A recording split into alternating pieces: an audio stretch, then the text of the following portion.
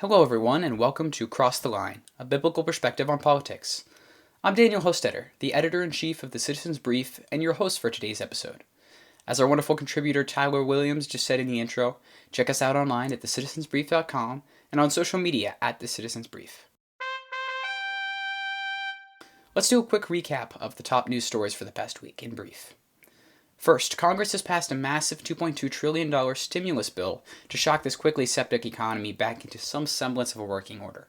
The package includes hundreds of billions of dollars in small business loans and airline loans, as well as specific money allocated for payouts to Americans. Expect to receive about $1,200 a person, plus $500 for each child, depending on your income in 2018, by sometime in May. President Trump signed the bill into law yesterday. Number 2. Coronavirus has spread to every state in the union now, and our great nation has nearly ground to a halt. Schools are shuttered indefinitely, and businesses are being forced to close around the nation. Many will not be able to reopen after this pandemic. Stocks have tanked for weeks, but the Dow Jones Index shot up 21% over 3 days because of the aforementioned stimulus bill. Although the president has stated that he wants the country back up and running by Easter, prominent medical professionals such as NIH head Dr. Anthony Fauci beg to differ. Dr. Fauci and his contemporaries have repeatedly cautioned Americans to not get our hopes up too quickly. We may be in this for the long run. Number 3. Joe Biden is now the presumptive Democratic nominee for president, as key party leaders and their massive amounts of funding have quickly coalesced around him as the mainstream party, has yet again abandoned the progressivism of Bernie Sanders. Biden stacks up well against Trump in the general election, as he polls very well with white working-class voters in swing states such as Michigan, Florida, and Pennsylvania, all of which will be key to his re-election. Biden's support among Trump-skeptic evangelicals and Catholics is key to his success in November. Speaking of presidents, let's dive into our topic today: the founders' assertion of natural rights and sphere sovereignty. The great majority of our founders operated under a certain set of theistic religious beliefs. Some of them were practicing Christians, while others were proponents of deism. Despite that distinction, the theists who founded our country 250 years ago discovered some very important truths that have been vital to the survival and success of America to this day. Our second president, John Adams, said, "The general principles on which the fathers achieved independence were the general principles of Christianity. I will avow that I then believed, and now believe, that those general principles of Christianity are as eternal and immutable as the existence and attributes of God." I believe, as John Adams did, that there is an underlying, an eternal, and an immutable characteristic of Christianity that our nation is built upon. I believe that thing is natural rights. Every person on earth possesses natural rights. See, we all have something in common, at least one thing in common. We are all children of God with a distinctly human nature. And every single human is endowed with certain rights and protections under God's divine natural law. And all of us subconsciously know exactly what this law is. We innately know when the rights that this law gives us are violated. Look at Romans chapter 2. It says, "When Gentiles who do not have the law, by nature do what the law requires, they are law to themselves, even though they do not have the law. They show that the work of the law is written on their hearts." To quote an R.C. Sproul devotion, "The ethical standards of even the non-believers prove that all people are made in the Lord's image, and therefore have his moral principles on their consciences." The various cultures of the world and civilizations have held uniquely similar moral standards, really since the beginning of time, even though specifics and semantics may differ. All civilizations hold some semblance of the idea that life is precious, honor is valiant, and courage is laudable. As C.S. Lewis wrote in Mere Christianity, "Selfishness has never been admired. Men have differed as to whether you should have one wife or 4, but they have always agreed that you must not simply have any woman you liked." See, God has written a natural law on our hearts, and out of that self-evident law is birthed the idea of natural rights. Look at the Declaration of Independence, our founding document. We hold these truths to be self-evident, that all men are created equal, that they are endowed by their Creator with certain unalienable rights, that among these are life, liberty, and the pursuit of happiness. These 3 things, life, liberty, and the pursuit of happiness, are general principles agreed to by the great majority of Americans. But different sectors and parties disagree on how to protect these 3 foundational rights, specifically the pursuit of happiness. The founders' vision of limited government, free market solutions, and a society-focused culture prevailed through the years in both Republican and Democratic parties until what author George Will calls middle liberalism began in the 1930s under the Franklin D. Roosevelt administration. FDR's ambitious and radical New Deal was an attempt to pull the nation out of the Great Depression. But it quickly turned into something quite different and much more dangerous. See, FDR felt that the government was too hands-off and was not going far enough in its involvement. Here's the all-important distinction. FDR argued that the state is compelled to have the final responsibility, I quote, the final responsibility for the happiness of the people. So the government was no longer a means to an end. It was no longer enabling people to find happiness for themselves. Rather, it was the means and it was the end. It was the final responsibility. See, FDR's nanny-state ideals were quite consequential. Taxes rose, countless government programs and bureaucracies were created, which were helpful in the short term. But decision-making on economic matters and social matters slowly shifted away from the hands of the people into the hands of the New Deal government planners. Years later, during the 1964 election during the Civil Rights Movement, Lyndon B. Johnson grasped onto FDR's middle liberalism and swept into the presidency with a large congressional majority in his favor. LBJ transformed FDR's New Deal into something different, an even greater plan, which he called the Great Society. Now the government was deeply involved in political and economic and societal matters. LBJ top aide Harry McPherson summarized the administration's goals well when he stated the following. I quote, "Middle-class women, bored and friendless in the suburban afternoons, fathers working at meaningless jobs or slumped before the television set, sons and daughters desperate for relevance, all were needed in community, beauty, and purpose. What would change all this was a creative public effort." This is an incredibly revealing statement. McPherson basically summed up the ultimate goal of progressivism, which is to solve the problem of brokenness with more government.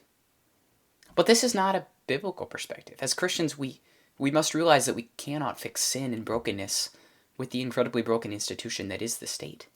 Government can bring order and justice to society, but it can't provide community, it can't be truly merciful, and it can never love the broken as Jesus loved the broken. So then what is the proper approach to governing well? As Christians, we must recognize that government is not the ultimate solution to sin. Instead, we have to look at this issue from a robust, three-pronged view of society. This idea is called sphere sovereignty. A neo-Calvinist theologian and former Dutch Prime Minister Abraham Kuyper was one of the first to promote this in the early 1900s and late 1800s.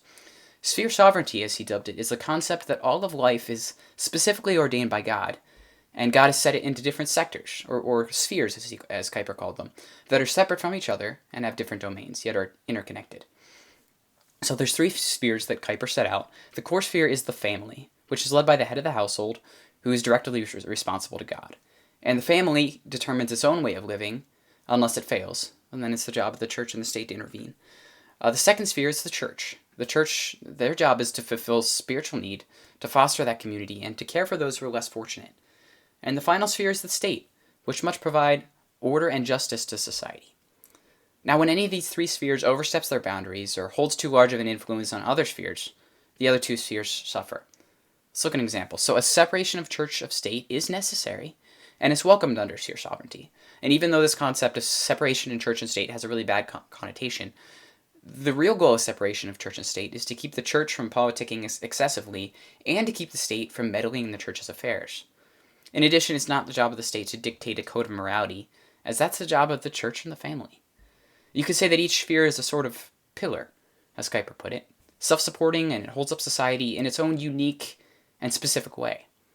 When these three spheres, the family, the church, and the state, are all functioning properly within their own limits and boundaries, all three institutions will thrive. When the government stays out of family matters, the family can make their own decisions to flourish, and the government can focus resources on the economy and the military.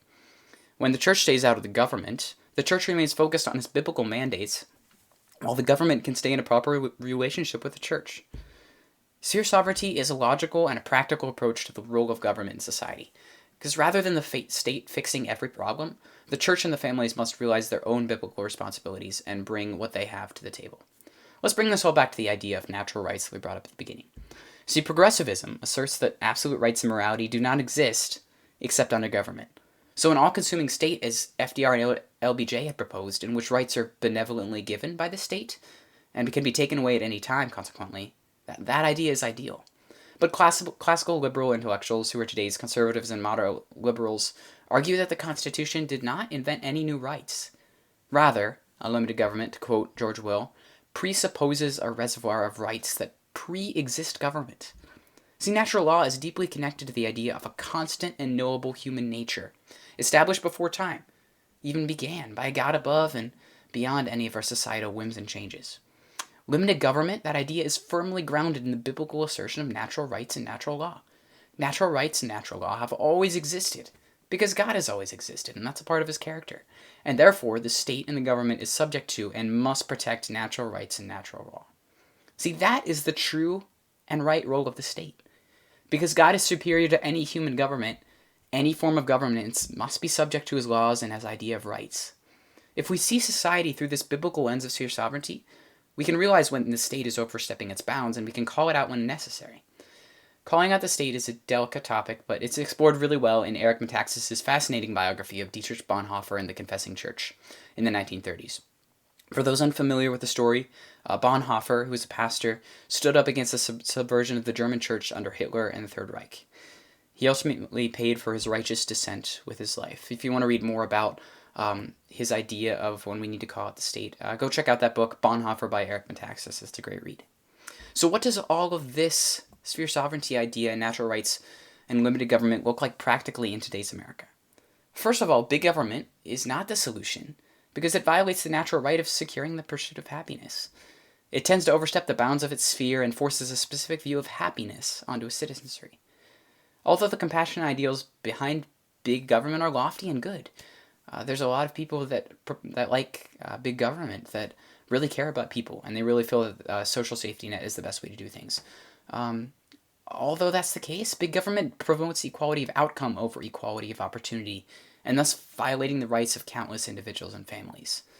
The church and the family are better equipped to provide that social safety net. That's really the church's job. In addition, the government can never fill the spiritual longing that every man has, and they should never try to. They should never try what LBJ proposed and McPherson. That is the responsibility of the church. Secondly, limited government is both desirable and it is achievable. Limited government lives within its proper role in sphere sovereignty as the securer of justice, order, and natural rights.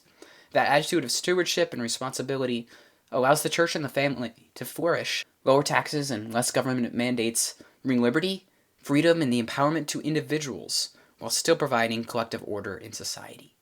The church is free of political responsibilities, so it is able to fulfill its rightful responsibility to care for the poor and the downtrodden, both financially and spiritually. Families are free to choose the best education and upbringing for their children, so the future of our country is bright. If America is to return to the original vision of the Founding Fathers, citizens, politicians, and church leaders alike must look to the divine example of Christ. He set a good plan before us, and all we have to do is stay out of our own way and follow him. Thank you so much for listening to today's episode of Cross the Line. We appreciate every one of our listeners, as you are the reason that we can continue to produce content such as this. If you have some spare time on your hands as a result of the COVID-19 and quarantine and isolation, check out thecitizensbrief.com, read some of our past editions there of our newsletter, and subscribe to this podcast on Apple Podcasts, Spotify, and Google Podcasts. We deeply hope that TCB, Cross the Line, and other third-way media productions can help to change the conversation surrounding Christianity and politics. My name is Daniel Hostetter, and thank you for tuning in to Cross the Line.